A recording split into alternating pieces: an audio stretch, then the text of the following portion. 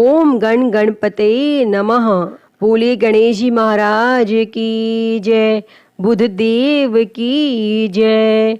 प्रिय भक्तजनों, बुध को बुद्धि का कारण माना गया है, जो कि एक महत्वपूर्ण ग्रह भी है। अगर किसी की कुंडली में बुध खराब हो तो उसके जीवन में कभी भी तरक्की नहीं होती है, साथ ही उसे कभी भी कामयाबी नहीं मिलती है। बुध को व्यापार और बहन बेटी का कारक भी माना जाता है। इस दिन भगवान गणेश का दिन होता है, जो कि बुद्धि के देवता माने जाते हैं, जो अपने भक्तों के सभी विघ्न बाधाओं को हरण कर लेते हैं।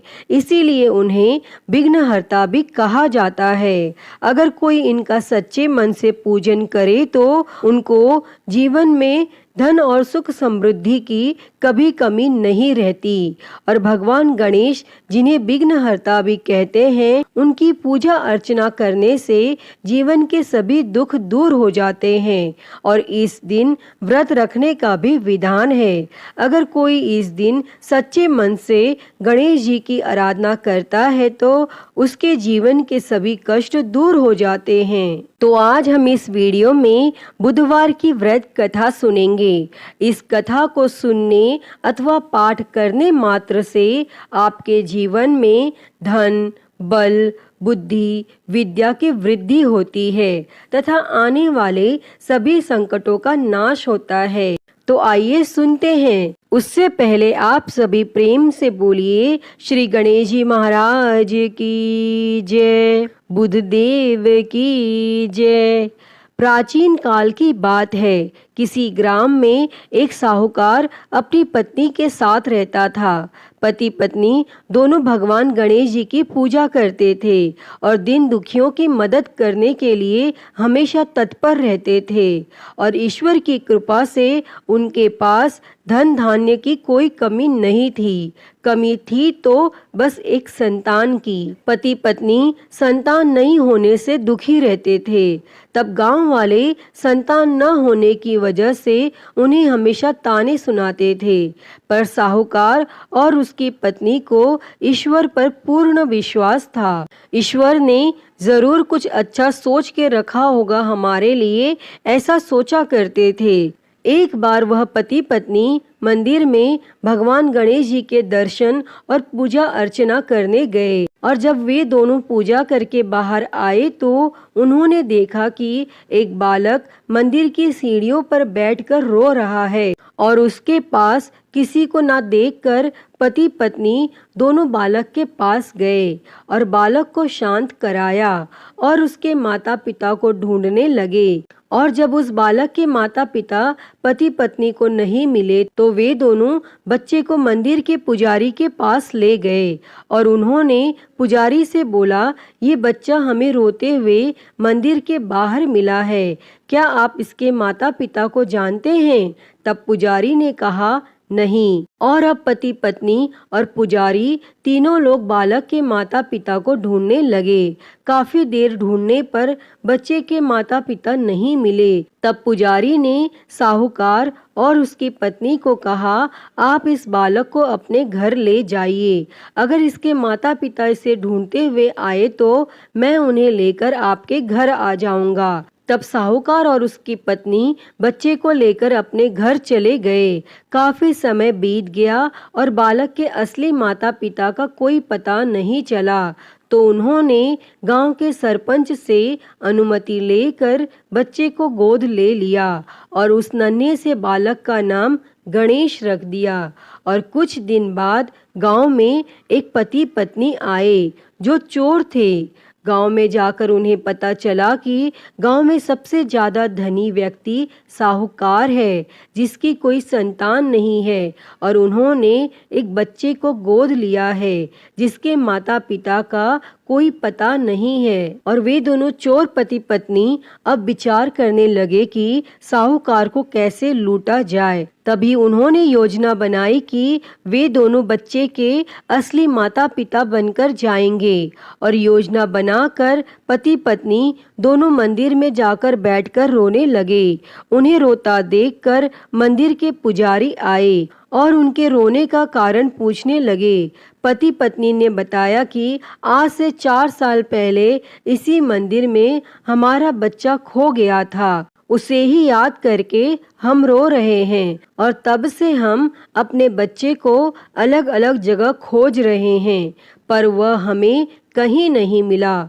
तब पुजारी ने बोला, एक बालक है जो उन्हें 4 साल पहले मंदिर की सीढ़ियों पर मिला था, शायद वह आपका ही पुत्र हो। वह बालक गांव के साहूकार के घर पर है, आप लोग मेरे साथ चलिए, मैं आपसे आपके पुत्र को मिलवाता हूँ। और इतना कहकर पुजारी उन दोनों पति पत्नी को लेकर साहूकार के घर चल दिए और वहां जाकर पुजारी ने साहूकार को बताया कि गणेश के असली माता पिता मिल गए हैं और वह गणेश को लेने आए हैं। और यह सुनते ही साहूकार और उसकी पत्नी दोनों बहुत दुखी हुए, लेकिन वे दोनों गणेश को उसके असली माता पिता को सौंपने के लिए तैयार हो गए। और शाम का वक्त था। साहूकार ने उन दोनों पति पत्नी से बोला, आप लोग आज विश्राम करें और कल प्रातः काल होते ही निकल जाइएगा।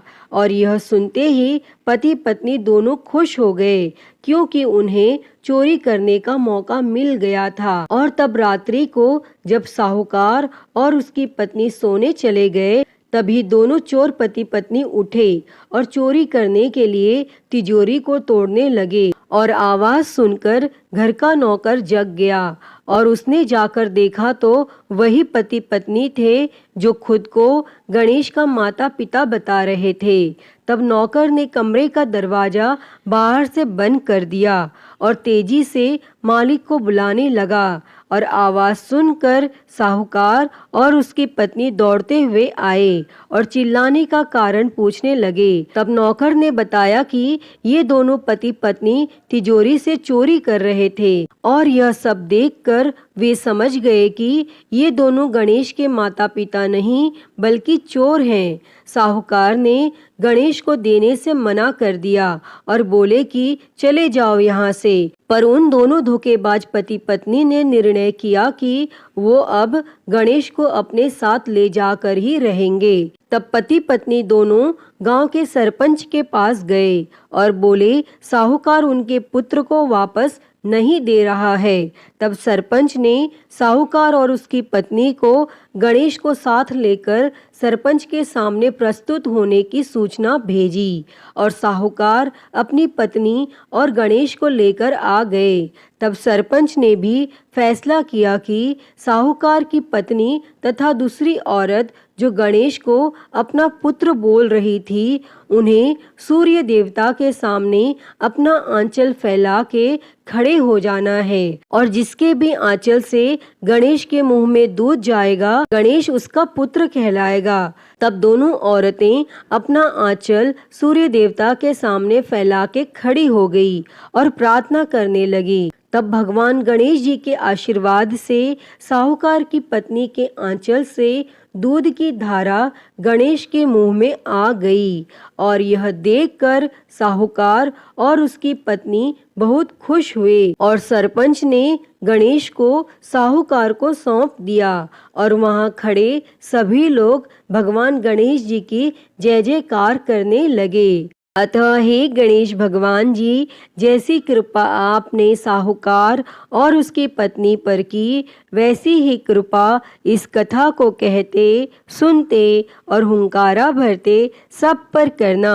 तो सभी प्रेम से बोलिए, गणेश जी महाराज की जय, गणपति बाप्पा मोरया। तो आइए सुनते हैं बुधवार व्रत की एक और कथा। उससे पहले आप सभी प्रेम से बोलिए, श्री गणेश जी महाराज की जय, बुधदेव की जय। प्राचीन काल की बात है। समतापुर नगर में मधुसूदन नामक एक व्यक्ति रहता था। वह बहुत धनवान था। मधुसूदन का विवाह बलरामपुर नगर की एक सुंदर लड़की संगीता के साथ हुआ था। एक बार मधुसूदन अपनी पत्नी को लेने बुधवार के दिन बलरामपुर गया और मधुसूदन ने पत्नी के माता पिता से संगीता को विदा कराने के लिए कहा, परंतु माता पिता बोले, बेटा आज बुधवार है, बुधवार को किसी भी शुभ कार्य के लिए यात्रा नहीं करते। लेकिन मधुसूदन नहीं माना और उसने ऐसे शुभ अशुभ की बातों को न मानने की बात कही। तब संगीता के माता पिता ने मजबूरी में अपनी बेटी की विदाई की और दोनों ने बैलगाड़ी से यात्रा प्रारंभ की और 2 कोस की यात्रा के बाद उसकी गाड़ी का एक पहिया टूट गया और वहां से दोनों ने पैदल की यात्रा शुरू की। तब रास्ते में संगीता को प्यास लगी और मधुसूदन उसे एक पेड़ के नीचे बैठाकर जल लेने चला गया और थोड़ी देर बाद जब मधुसूदन कहीं से जल लेकर वापस आया तो वह बुरी तरह हैरान हो उठा, क्योंकि उसकी पत्नी के पास उसकी ही शक्ल सूरत का एक दूसरा व्यक्ति बैठा था और संगीता भी मधुसूदन को देखकर हैरान रह गई और वह दोनों में कोई अंतर नहीं कर पाई। तब मधुसूदन ने उस व्यक्ति से पूछा, तुम कौन हो और मेरी पत्नी के पास क्यों बैठे हो? और मधुसूदन की बात सुनकर उस व्यक्ति ने कहा, अरे भाई, यह मेरी पत्नी संगीता है। मैं अपनी पत्नी को ससुराल से विदा करा कर लाया हूँ, लेकिन तुम कौन हो जो मुझसे ऐसा प्रश्न कर रहे हो? और यह सुन मधुसूदन ने कहा, तुम जरूर कोई चोर या ठग हो। यह मेरी पत्नी संगीता है, मैं इसे पेड़ के नीचे बैठाकर जल लेने गया था। तब इस पर उस व्यक्ति ने कहा, अरे भाई, झूठ तो तुम बोल रहे हो। संगीता को प्यास लगने पर जल लेने तो मैं गया था। मैंने तो जल लाकर अपनी पत्नी को पिला भी दिया है। अब तुम चुपचाप यहाँ से चलते बनो, नहीं तो किसी सिपाही को बुलाकर तुम्हें पकड़वा दूंगा। और इस तरह दोनों एक दूसरे से लड़ने लगे और उन्हें लड़ते देख बहुत से लोग वहां एकत्र हो गए और नगर के कुछ सिपाही भी वहां आ गए और सिपाही उन दोनों को पकड़कर राजा के पास ले गए। और सारी कहानी सुनकर राजा भी कोई निर्णय नहीं कर पाया और संगीता भी उन दोनों में से अपने वास्तविक पति को नहीं पहचान पा रही थी और राजा ने दोनों को कारागार में डाल देने के लिए कहा। तब राजा के फैसले पर असली मधुसूदन भयभीत हो उठा। तभी आकाशवाणी हुई, मधुसूदन, तूने संगीता के माता पिता की बात नहीं मानी और बुधवार के दिन अपने ससुराल से प्रस्थान किया और यह सब भगवान बुद्धदेव के प्रकोप से हो रहा है। तब मधुसूदन ने भगवान बुद्धदेव से प्रार्थना की कि हे भगवान बुद्धदेव, मुझे क्षमा कर दीजिए, मुझसे बहुत बड़ी गलती हुई और भविष्य में अब कभी बुधवार के दिन मैं यात्रा नहीं करूंगा और सदैव बुधवार को आपका व्रत किया करूंगा। तब मधुसूदन की प्रार्थना करने से भगवान बुद्धदेव ने उसे क्षमा कर दिया और तभी दूसरा व्यक्ति राजा के सामने से गायब हो गया। तब राजा और दूसरे लोग इस चमत्कार को देखकर हैरान हो गए और भगवान बुद्धदेव की इस अनुकंपा से राजा ने मधुसूदन और उसकी पत्नी संगीता को सम्मान पूर्वक विदा किया और कुछ दूर चलने पर रास्ते में उन्हें बैलगाड़ी मिल गई और बैलगाड़ी का टूटा हुआ पहिया भी जुड़ा हुआ था और दोनों उसमें बैठकर समतापुर की ओर चल दिए।